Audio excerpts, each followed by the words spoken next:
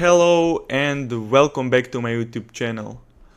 We're back with the series not playing chess every day, but Road to FM.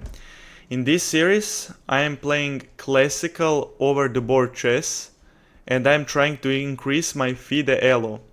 Currently I am at 1865 and I need to get to 2300 to get a title of FIDE Master. And right, so these games that you will see in part 2 and 3 were played over this last weekend, and I was playing the Juniors League in Croatia, and I was playing the first board for my club. And here I face off against this guy. He is rated about 1600, so a pretty good intermediate chess player, right? And now a funny moment actually before the start of the game, he actually asked me has he written my name correctly, and he shows me the paper and it said Predator 7000. So basically I knew he knew my videos or basically my chess.com profile, and I was glad about that, but I was also a bit scared because that means that he has available all of my chess games online, and that is never good because you know always they can prepare some lines that you won't be ready for and like catch you off guard. So while I was thrilled about that, I was a bit scared and I wanted to see how will the opening go. And we start the games and he goes d4. Now okay, I go knight to f6, and in these positions I'm always solid and I'm never worried. And now the second move, he plays knight to c3. Now maybe an intermediate player, some intermediate player would say that is just a dumb move.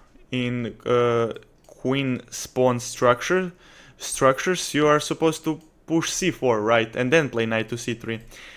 But my opponent here, after I make a move, wants to go bishop to f4 and play this kinda London system style, but he plays knight to c3, and this is called Jobava Rapport London system, and it is basically a very aggressive opening, and I will show some lines how it can become very aggressive. So when I saw that, I basically don't have a good score in that opening. I'm playing usually very bad against the opening. And basically what I know is that when they play knight to c3, I should push d5. But I don't usually push d5 immediately, but now I did because of the knight c3. And here on, I immediately start thinking. I spend like 10 minutes and I decide to I first want to develop my bishop and then I will close up the position. So if I immediately play e3, e6 to push for c5, my bishop will stay closed in. So that's why I first bring out my bishop. He plays e3 and now I go e6. He develops his knight and now I go c6. I reinforce the center and I will play bishop to d6 and castle and be solid. And now my opponent plays bishop to e2. Now I play h6 because I thought that my opponent's idea was to go knight to h4 and get the bishop. So in this position, if I like playing, I don't know, bishop to e7, he goes knight to h4 and he basically exchanges this bishop for the knight. And in the process he also ruins my structure, so I didn't want that to happen, and that's why I go h6 and I make room for the bishop. And now he plays knight to e5, and here I understood what his idea was, at least I thought so. Many of these players blockade the center like this, and now had I gone like bishop to e7, he would have basically go g4, g5. And basically when this knight moves, like, okay, g4, I don't know, if I go like, I can't go bishop to h6, right? Because he takes and this structure is just horrible. So I would have to go here probably back. And now something like h4. I even thought this could work, but maybe I was a bit panicking. And like this. Yeah, that's not good. Basically h4. And as you can see, in a match where I am a rating favorite and I was a captain of my team, I really couldn't afford to lose this game. I'm trying to be solid and play good chess. And just a thought of having this position against a lower rated opponent that doesn't really care if he loses to, because he will lose basically like 5 rating or something like that. It was just not good. So instead I was looking at the ways to counter g4. Now I could go h5 here and just counter it, but that is just dumb, because if I now play h6 and when he moves his knight I go h5, that just means that my opponent made me a fool basically. Like what, I'm gonna spend 2 tempos defending, and also leaves a hole on g5 and many other stuff. So in this position I decided to go bishop to b4, because now after g4 I thought I go back, and now after h4 I should have some knight to e4, which will give me a sufficient amount of counterplay on the queen side. And as you can see, best move for white here is like something like king to f1, which is basically hard to find, and black is already better. My opponent knew that, and now since I play like this, he moved his bishop. He didn't want to go for g4. We discussed it a bit after the game. And now I took, he takes, and I go knight to h5. Here I didn't want to castle. First I'm trying to get this bishop, and a move later after we both castle, I take the bishop. Here he took with a pawn.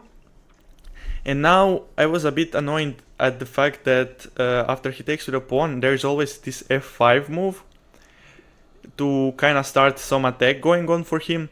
So I tried to prevent that. I go bishop to d6. And now he goes knight to g3.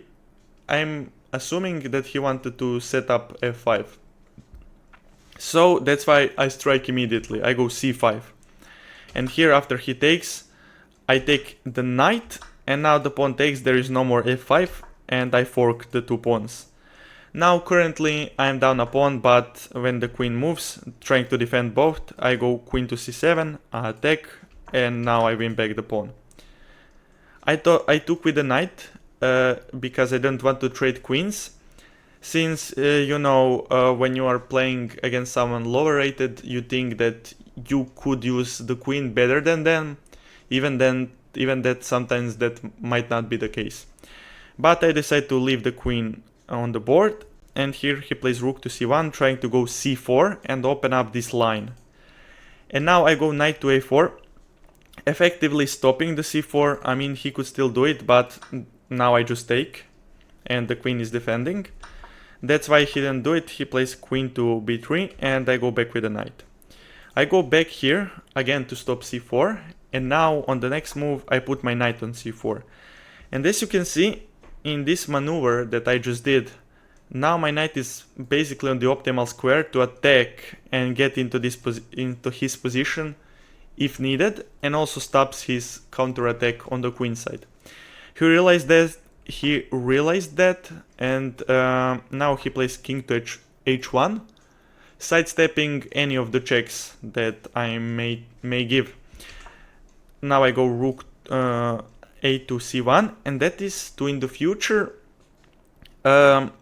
his rooks, you know, if he like moves this, if the c pawn will be gone in the future, basically I will be able to sacrifice the queen, and then when he takes with a rook, I will take with a rook, and it will be checkmate. So it's kind of a long idea. And now he plays knight to h5, and that is an indication of an attack. He wants to go queen to g3 and checkmate me. So I immediately go king to h8, countering that idea. And now had he gone here, I would go rook to g8. Keep in mind, I don't want to basically defend like this, since now after knight to f6, this knight is really hard to get rid of. And some attacks are always possible. It's basically annoying to deal with. That's why I immediately sidestep, and he now goes queen to h3. And after I move this pawn, I strike now in the center, and basically I thought that his idea was to go g4, so I always will have this check along the diagonal, which is annoying. Also, I defend this square for the knight, and in the future, as you can see, this pawn will be closer to the promotion. Now he goes knight to f6, and that looks like a blunder, but if I take, he's actually a genius. He takes here, and I basically get lollipop checkmated. So I didn't want to do that and take the knight, but I thought there is no clear threat. Maybe queen to d3 to try and checkmate me like that, but then I can probably take the knight. I take on b2, and now after his knight moves, he tries to sacrifice here again. So I defend, and now he attacks my knight. And here kind of position starts shifting into my big advantage. I basically take on c2, defending the knight, and I basically set up a red carpet for my pawn to promote. And as you can see here, he tries to sacrifice the knight for the compensation, and I just take it. And now he goes g4. He wants to get the g5 and basically checkmate me. And now that looks scary, but I here calculate, and I found knight to d3. And now that is the best move because it attacks the rook and also threatens this fork. And now my opponent plays rook to f1 and protects against that fork. But now in this position I sacrifice the queen. And now if he takes my queen, I will go knight to f2 and I will fork the king and the queen, and I will be up a rook. That's why he goes queen to f3 and defends against knight to f2.